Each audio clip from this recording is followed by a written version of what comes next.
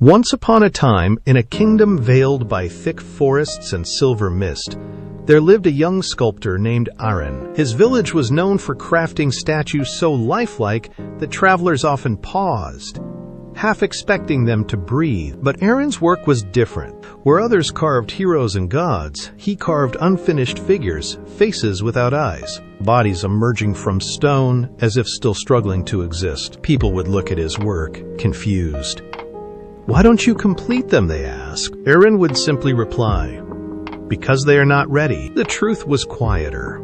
Each time he tried to finish a sculpture, doubt crept into his hands. The final strike, the one that defined the piece, always felt too heavy, too permanent. So he stopped just before completion, convincing himself that incompleteness was a style, not a hesitation. One evening, as twilight stretched shadows across the village, an old traveler arrived.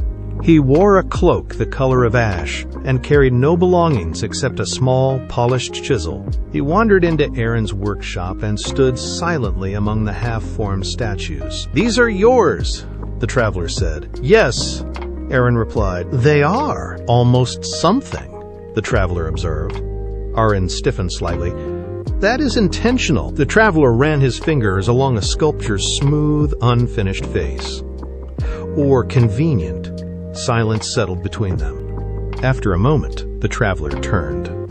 "Do you know why stone resists the sculptor?" Arin frowned. "Because it is hard." The traveler shook his head. "No, because it remembers what it was and fears what it might become."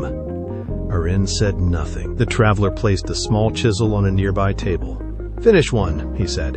"Just one, tonight." "And if I ruin it?" Arin asked. "Then you will finally have something real," the traveler replied. After the traveler left, the workshop felt heavier.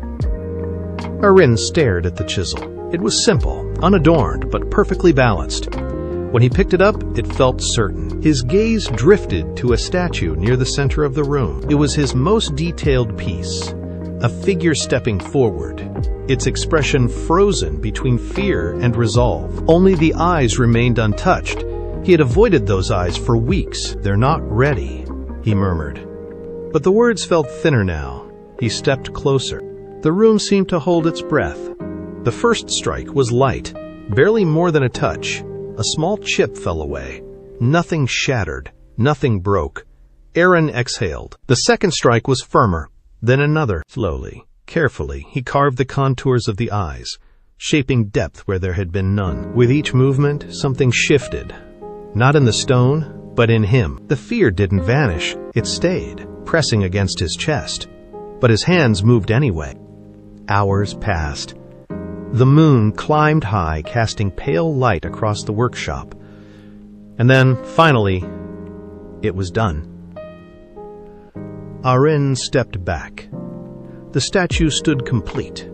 Its eyes were no longer empty. They held something impossible to fully describe. Not perfection, not flawlessness, but presence. It looked alive. For a long moment, Arin simply stared. A strange realization settled over him. The statue wasn't ruined. It wasn't diminished by his final strike. It was defined by it. A soft voice broke the silence. "Now it exists." Arin turned. The traveler stood in the doorway once more, as if he had never truly left. Arin gestured toward the statue. "It's not perfect." The traveler smiled faintly. "It was never meant to be." Arin looked back at his work.